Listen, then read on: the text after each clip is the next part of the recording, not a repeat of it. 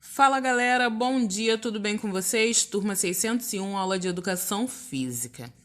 Gente, quero perguntar como é que tá sendo essa semana aí? Com a flexibilização da quarentena, como vocês estão se exercitando?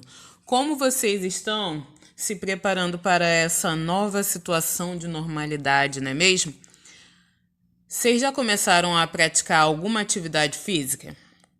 Lembrando que desde o início da quarentena, eu comentei com os senhores que era importante que mesmo em casa, que nós tentássemos manter uma vida mais ativa, uma vida com atividade física, uma vida com movimentos, fugindo do sedentarismo, fugindo de tudo que nos deixa parados. Então, se for preciso, é claro que sem aglomerações, faça uma caminhada na rua. Você pode dançar através de aulas de dança que nós temos disponíveis no YouTube. Você pode jogar bola com a sua família. Você pode procurar diversas formas de se manter ativo, porque ser ativo é sinônimo de ser saudável. Quanto mais ativo você for, você vai estar sendo um pouco mais saudável. Portanto, movimentem-se. Busquem alternativas de atividade física, mesmo diante dessa situação tão difícil que nós estamos vivendo. Então, a dica que eu vou dar para o início dessa aula de hoje é: movimentem-se. Galera, na aula passada, nós falamos sobre a importância dos ouvidos para o movimento humano. Falamos de toda a sua estrutura externa e interna, que são responsáveis por captar o som, enviar para o cérebro, onde os sons vão ser processados e o cérebro vai gerar a resposta mais adequada. No final da aula, eu sugeri que os senhores fizessem as atividades do livro nas páginas 55 e 56. Vocês conseguiram fazer? Eu lembro que eu falei, gente, aproveita que a aula tem um tempinho ainda, que nós não gastamos todo o tempo da aula, ainda sobraram alguns minutinhos. Aproveitem esse tempinho e façam, não deixem acumular. E hoje eu voltei aqui e quero saber, vocês conseguiram fazer a atividade? Conseguiram manter o material de vocês em dia? Galera, é bem importante que vocês mantenham.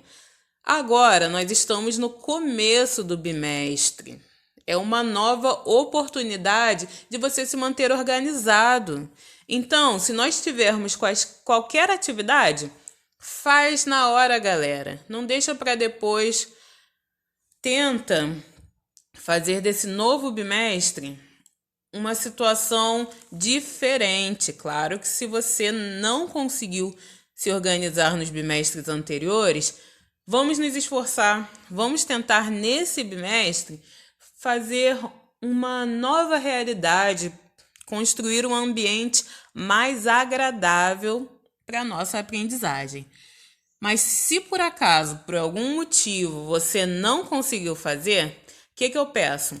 Dê pause nesse momento do vídeo e tente fazer, porque são somente 4 exercícios, mas são bem importantes para o nosso teste, para as nossas avaliações. Então, se você não conseguiu fazer, dê o pause e tente fazer essas 4 atividades. Se você conseguiu fazer, conseguiu se manter em dia, parabéns, siga firme nesse caminho, que eu tenho certeza que vai ser sucesso. Vamos lá, galera. Gabarito, livro, páginas 55 e 56. A atividade proposta do número 1 diz assim: cite 2 situações do seu lazer em que os ouvidos são importantes para a realização dos movimentos. Como eu falei, lazer são atividades que você faz no seu tempo livre, né? No seu tempo que você está mais disponível. Atividades que você faz basicamente para se divertir, para ocupar o seu tempo livre de forma mais simples, né? Como possíveis respostas, eu botei aqui: ouvir músicas, conversar com os amigos, tocar um instrumento musical. Então, no número 1, eu vou citar somente duas situações em que os meus ouvidos são importantes para a realização dos movimentos. Você pode citar outras situações também. Se você colocou alguma diferente dessas possibilidades aqui, você pode me enviar para a gente conversar, para que você não tenha dúvidas sobre a importância dos ouvidos nessa situação que você, por acaso, tenha citado. Se você citou alguma situação diferente e quer conversar sobre ela para esclarecer, você pode mandar lá no WhatsApp ou no e-mail. Vamos lá. Na situação número 2, também é uma resposta um pouco mais pessoal. Você vai citar duas situações vividas na escola em que os ouvidos são fundamentais para a realização dos movimentos. Na número 1 foi no lazer. Na número 2, na escola. Na escola, os meus ouvidos são fundamentais olha bem, para ouvir o sinal para o recreio, para ouvir o sinal do término da aula, para escutar as orientações do professor de educação física, quando o professor diz: galera, quando chegar lá na quadra, encostem na parede, não quero correria. Lembram dessa orientação que é tão importante para a segurança das nossas atividades? Então, nós temos aí a importância dos ouvidos para o movimento na escola. Agora vamos para a questão número 3. Nos movimentos mais corriqueiros, ou seja, nos movimentos mais simples do nosso dia a dia, isso é, movimentos que realizamos diariamente, os ouvidos também são importantes. Você é capaz de lembrar alguns desses movimentos? Agora nós vamos citar a importância dos ouvidos nos movimentos bem simples mesmo, nos movimentos que nós quase nem percebemos a importância dos ouvidos. Como exemplos eu botei aqui: falar ao telefone, conversar com alguém, andar pela rua. Temos várias possibilidades em que os ouvidos são importantes. Por exemplo, atentar para perigos, principalmente para perigos, quando eu estou dentro de casa ou quando eu estou na rua. Se eu escuto um barulho bem forte, o meu cérebro ele entra em sinal de alerta, porque pode ser que esse lugar que eu estou não seja seguro. Então, os meus ouvidos têm uma função bem importante para a minha segurança, para me proteger. E é exatamente isso que eu deveria citar aqui no número 3. Situações em que os ouvidos são importantes nos movimentos da vida diária, nos movimentos simples do dia a dia. Agora, a questão número 4. Em algumas profissões, os ouvidos são fundamentais para a realização de seus movimentos mais característicos. Ou seja, os ouvidos são fundamentais para os movimentos típicos de algumas profissões. O que você vai fazer? Você vai tentar se lembrar de algumas dessas situações, dessas profissões em que os ouvidos sejam indispensáveis, em que os ouvidos sejam fundamentais para a realização dessa profissão. Como primeiro exemplo, eu diria o DJ. Ele fica lá ouvindo os sons, né, que ele mesmo produz. Segunda situação, telefonista.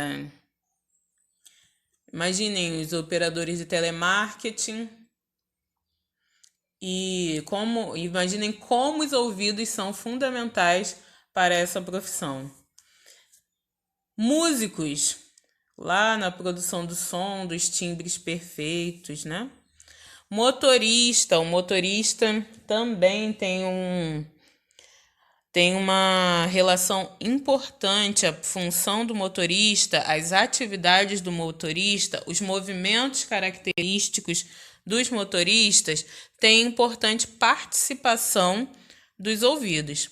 Lembrando que São essas profissões, elas têm importante participação dos ouvidos, mas nada impede que pessoas surdas, pessoas que não têm o funcionamento dos ouvidos assim de forma perfeita, que realizem essas funções. Tudo pode ser adaptado também para as pessoas com deficiência. Como eu disse em algumas aulas anteriores, todas as profissões, todos os movimentos, todos os esportes, eles podem sofrer adaptações para poder incluir as pessoas com deficiência. Esse é o correto, que as pessoas com deficiência sejam incluídas em todas as situações do nosso dia a dia, sejam as profissões, sejam os esportes. As pessoas com deficiência, elas devem ser incluídas e respeitadas em todos esses aspectos.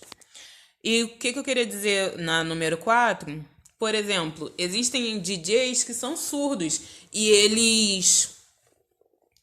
eles comandam ali, né, a situação através das vibrações. Eles sentem as vibrações e vão dando sequência ali, vão comandando, vão produzindo a música ali, fazendo as remixagens e tudo quanto é necessário, através das vibrações. Por mais que ele não tenha a audição desenvolvida, ele pode captar os sons através dos outros sentidos.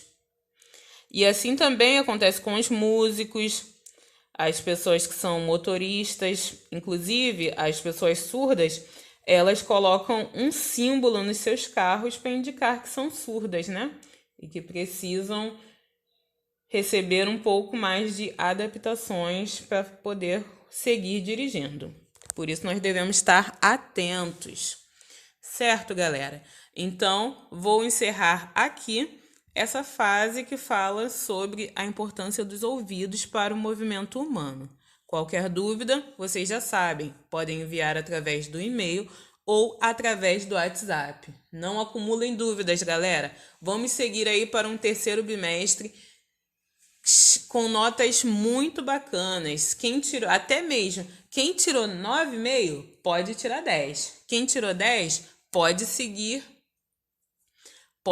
com seu 10. E nós vamos assim, sempre tentando melhorar. Porque existe um futuro reservado para vocês, um futuro cheio de coisas boas. Então vamos lá nos preparar para receber todas essas coisas boas, estudando sempre. Gente, agora nós vamos dar início a um novo tema. Esse tema se chama As Capacidades do Movimento. As capacidades do movimento. Depois eu vou tirar esse Szinho daqui para vocês. As capacidades do movimento. Como nós já estudamos, o objeto de estudo da educação física é o movimento humano, certo? Vocês lembram disso? Nós falamos ainda que o movimento pode ser classificado como voluntário ou involuntário. Voluntário é aquele movimento que eu faço de acordo com a minha vontade consciente. Involuntário são movimentos realizados de forma inconsciente. Ainda sobre esse movimento humano, ele possui características. Vocês concordam comigo? O movimento humano, ele possui muitas características. Existe movimento que é mais rápido. Existe movimento que é mais forte. Existe movimento que exige mais equilíbrio. Cada movimento tem as suas características. E essas características que os movimentos possuem, elas são chamadas de capacidades do movimento. Então, capacidade do movimento nada mais é do que a característica que determinado movimento possui. Repetindo, o movimento humano, ele é cheio de características. Cada movimento, ele tem a sua característica específica. E nós chamamos essas características de capacidades do movimento. Ficou claro para vocês, galera? Mas eu vou repetir mais uma vezinha aqui. As capacidades do movimento humano são as características que esse movimento apresenta. Foi? Vamos lá. Agora, eu vou falar alguns exemplos de capacidades do movimento. Alguns movimentos podem ser dotados de mais força, outros de mais potência muscular, outros ainda podem ter mais velocidade, enquanto outros podem ter mais equilíbrio. Dependendo do movimento, nós vamos analisá-lo, de acordo com as suas características, as suas capacidades. Na nossa unidade 10 do nosso livro, nós vamos falar de 3 capacidades do movimento. A primeira é a força muscular. A força muscular nada mais é do que a capacidade do músculo de produzir tensão ou ativar-se. A força, ela é a capacidade de ativar, a grosso modo, seria como se você ligasse o seu músculo para que ele começasse a produzir a sua tensão, para que ele começasse a trabalhar, para que o músculo comece a trabalhar, para que o músculo comece a produzir tensão. No dia a dia, nós falamos que a força é a capacidade de contrair o músculo. Então, vamos lá, qual é a definição de força muscular? É a capacidade do músculo de produzir tensão ou de ativar-se. E como nós falamos habitualmente, é a capacidade do músculo de contrair-se. Entendido, galera? Então, primeira capacidade do movimento que nós vamos estudar é a força muscular. O que é a força muscular? É a capacidade do músculo de produzir tensão, é a capacidade do músculo de ativar-se, é a capacidade do músculo de contrair-se. Alguma dúvida, galera? Todo mundo entendeu qual é a primeira capacidade do movimento? É a força muscular. Galera, agora eu vou falar para vocês alguns movimentos em que a força muscular está presente. De forma mais visível, de forma mais óbvia, nós podemos ver a força muscular presente nos movimentos de ginástica de academia, não é verdade? Quando nós imaginamos uma academia, nós podemos imaginar pessoas muito fortes levantando pesos, ou até mesmo pessoas de força regular ali tentando superar os seus limites, tentando movimentar aqueles pesos lá naquelas barras ou mesmo naqueles aparelhos. Ali nós conseguimos visualizar a força muscular de uma forma bem clara, não é verdade? Se eu estou vendo uma pessoa levantando um peso ali de 50 a 60 quilos, eu consigo visualizar a força muscular de uma forma bem clara, não consigo? Vocês concordam comigo? Tudo bem. Mas agora eu quero dizer para vocês que a força muscular não está presente somente nesses momentos ali que ela está claramente visível. A força muscular também está presente em momentos do nosso dia a dia, como, por exemplo, quando eu estou segurando o meu celular. Estou lá assistindo a videoaula, estou segurando o meu celular. Ali, eu também tenho os meus músculos contraídos. Eu também estou com os meus músculos ativados. Então, a força muscular, ela não está presente somente nos momentos em que ela está lá, claramente visível, nos momentos em que ela está mais explícita, mas a força muscular está presente também até nos movimentos mais simples, como, por exemplo, quando eu vou escrever. Eu preciso ativar os meus músculos até mesmo para segurar a caneta. A força muscular também está presente quando eu vejo as funções do meu corpo sendo realizadas. Vocês lembram que quando nós falamos de respiração, nós falamos que nós temos um músculo bem importante para a nossa respiração, que fica localizado logo abaixo dos pulmões, e que esse músculo se chama diafragma. E esse músculo é responsável por auxiliar a respiração. Quando esse músculo se contrai e se relaxa, para auxiliar que o ar entre e saia dos pulmões, nós temos ali presença da força muscular. Viram como a força muscular está presente em muitos momentos no nosso dia a dia? Certo? Agora eu vou falar aqui da segunda capacidade do movimento. A velocidade. A velocidade ela tem um conceito mais simples de se entender. A velocidade ela é a capacidade de cobrir uma distância curta no menor tempo possível.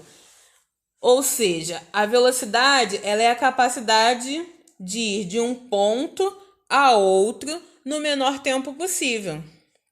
Nas nossas aulas, nós fizemos algumas atividades de corrida, vocês lembram?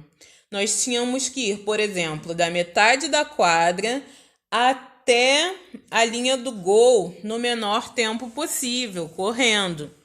Ali, nós vimos a capacidade do movimento denominada velocidade. Aquele movimento era um movimento dotado, era um movimento cheio de velocidade. Vocês concordam com isso? Então, velocidade é a capacidade do movimento de ir de um ponto a outro no menor tempo possível. Ir de um ponto a outro o mais rápido possível, certo? Como nós podemos ver a velocidade? Principalmente nos movimentos de locomoção, ou seja, de andar, de levar o seu corpo de um ponto a outro.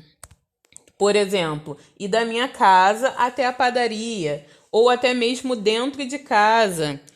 Ir do quarto até a sala, do quarto até a cozinha no menor tempo possível. Em todas essas situações, nós podemos visualizar a velocidade.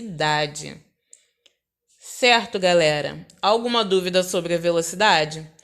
Repetindo aqui então, velocidade é a capacidade de cobrir uma distância curta no menor tempo possível.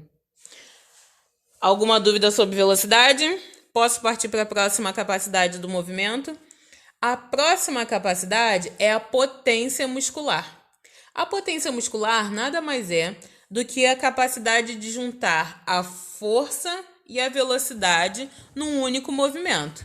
Nós vimos aqui que a força é a capacidade de ativar o músculo e a velocidade é a capacidade de ir de um ponto a outro no menor tempo possível.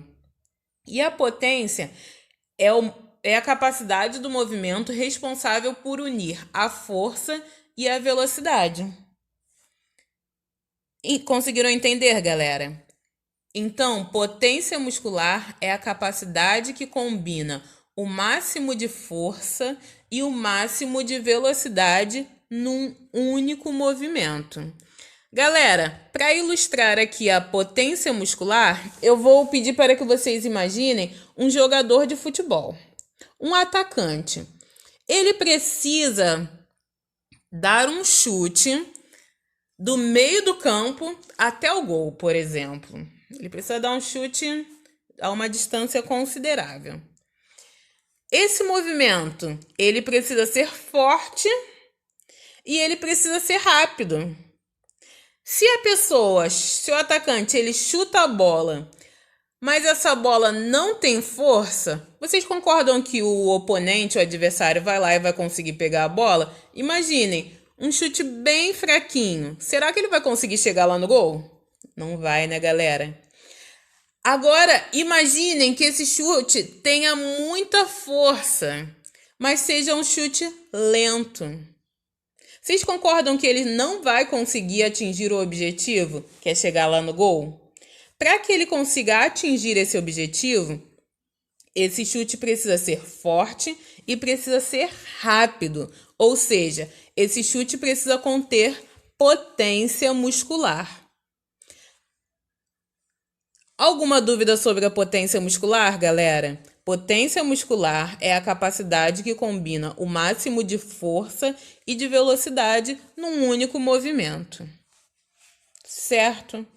Agora, galerinha, eu vou pedir para que os senhores abram o livro na página 57, na unidade 10. Nós vamos conversar um pouquinho mais sobre essas 3 capacidades do movimento. Vamos lá, galera. Se for preciso, nesse momento, pausa o vídeo, vai lá, bebe uma água e volta com força total para a gente dar sequência na nossa aula. Vamos lá, livro, página 57.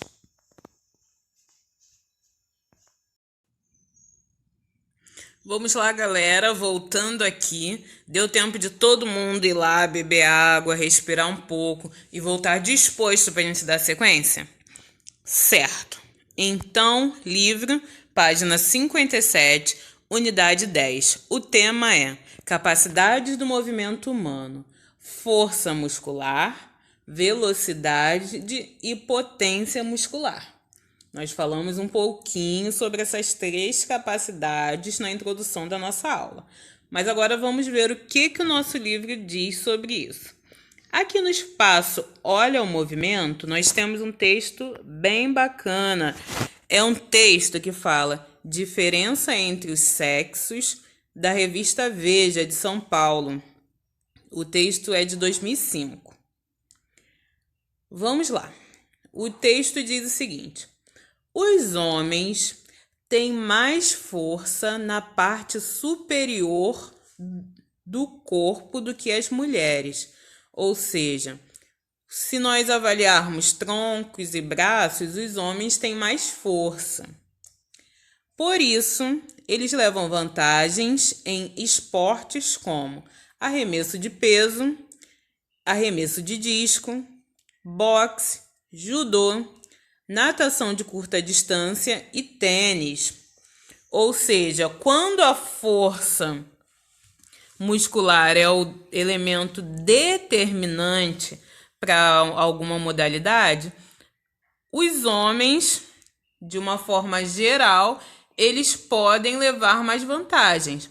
É claro que existem mulheres que têm mais força muscular do que homens, né? Se for comparado assim, indivíduos de forma específica. Por exemplo, se eu pegar uma mulher que treina judô há muito tempo, já tem o trabalho lá desenvolvido, de força específica para aquela modalidade, essa mulher ela vai levar vantagem sobre um homem que provavelmente nunca treinou especificamente para aquela modalidade.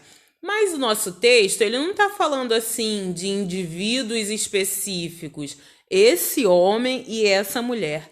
Está falando de modo geral, todos os homens do planeta e todas as mulheres do planeta, de forma geral, de forma coletiva. Está dizendo aqui que nessas modalidades, de forma geral, os homens levam vantagem. Dando sequência, nesta modalidade, a diferença de força é visível.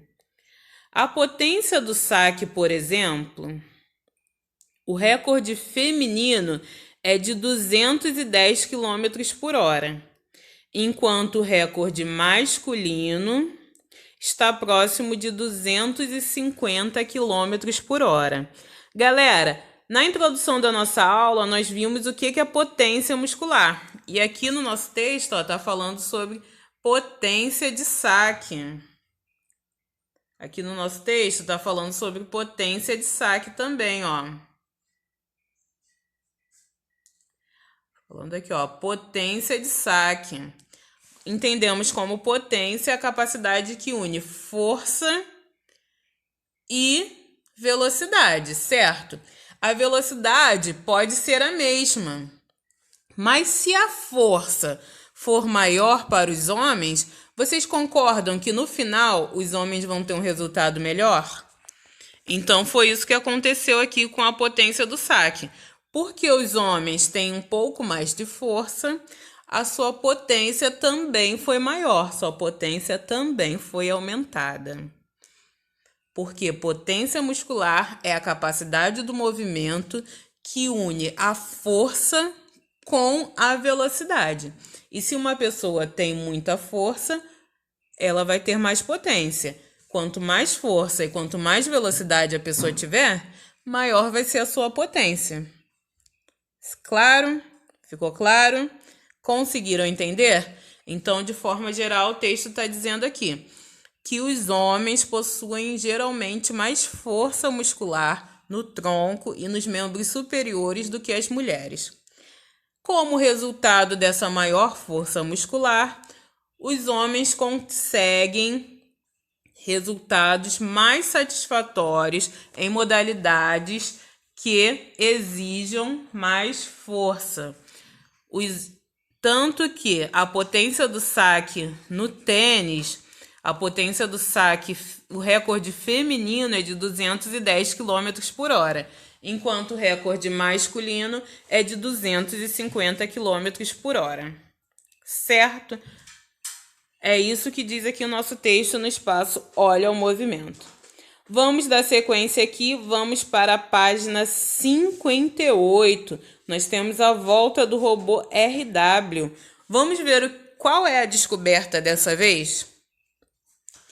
Olá, eu sou RW e estou aqui para conversar sobre um tema muito importante. Qual é o tema? As capacidades do movimento. E como nós vimos na introdução da nossa aula, as capacidades do movimento nada mais são do que as características que o movimento possui. Anota aí no material de vocês, galera. As capacidades do movimento são as características que o movimento possui.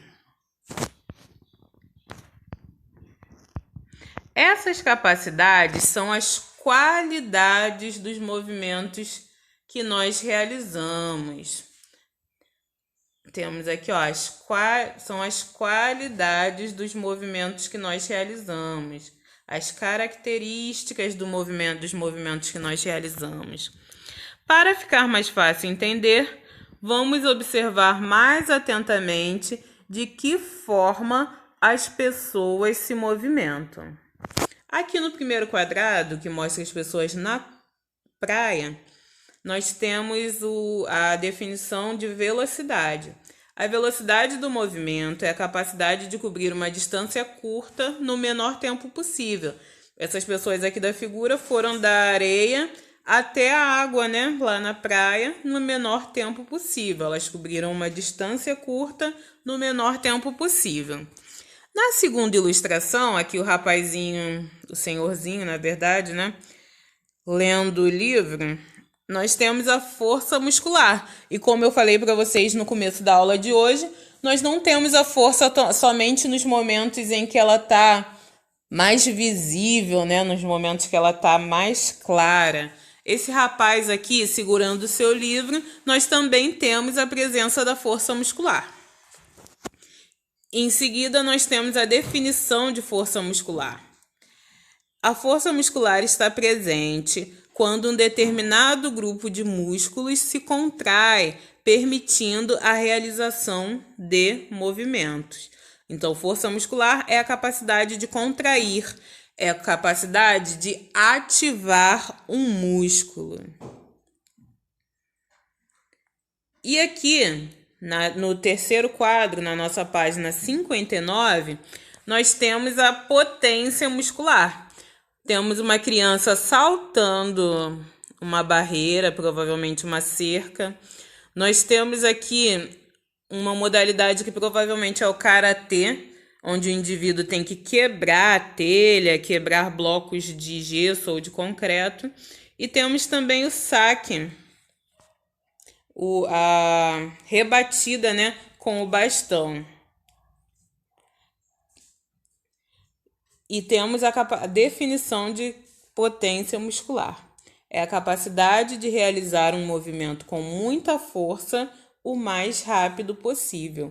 Então, potência muscular é a capacidade que junta a força muscular e a velocidade.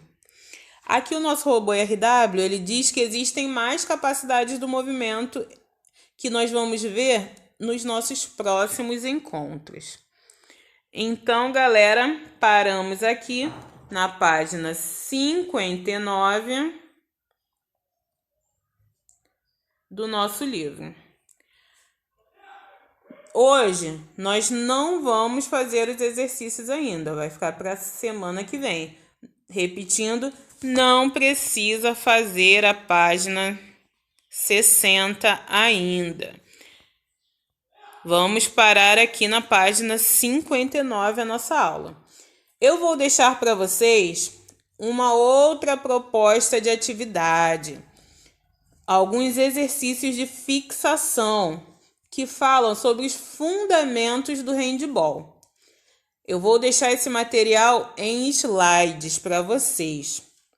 Então, como atividade para a aula de hoje, nós vamos fazer os exercícios que estão no nosso material complementar em slides. Vamos lá, galera. A atividade que eu vou deixar para os senhores fazerem em casa é um questionário de 7 perguntinhas, que é muito importante para o nosso teste. É o primeiro questionário do nosso terceiro bimestre. Esse aqui é o material que vocês vão receber hoje. Ele vai começar com o gabarito da atividade que nós corrigimos no início da aula, que foi proposta na semana passada. Vai passar pela definição das capacidades do movimento, os exemplos e a definição específica de cada capacidade que foi vista hoje. Esse é o material. Passando para o próximo slide, vocês vão encontrar o primeiro questionário do terceiro bimestre. Temos aqui, 7 perguntinhas. A primeira é o que é a empunhadura no handball. O que é empunhadura? Segunda, qual é o fundamento que é considerado mais importante no handball? E por que esse fundamento é importante?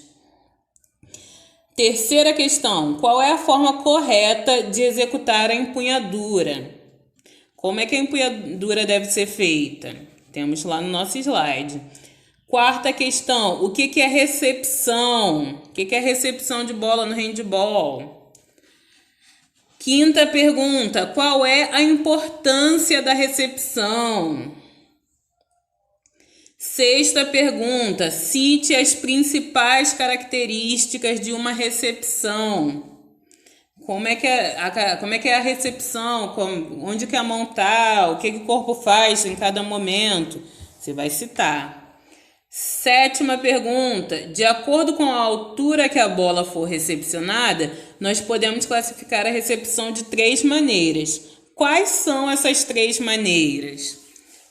Todas essas respostas nós temos lá no nosso material complementar em slides do dia 13/7, dia 14 não, desculpe, dia 13/7.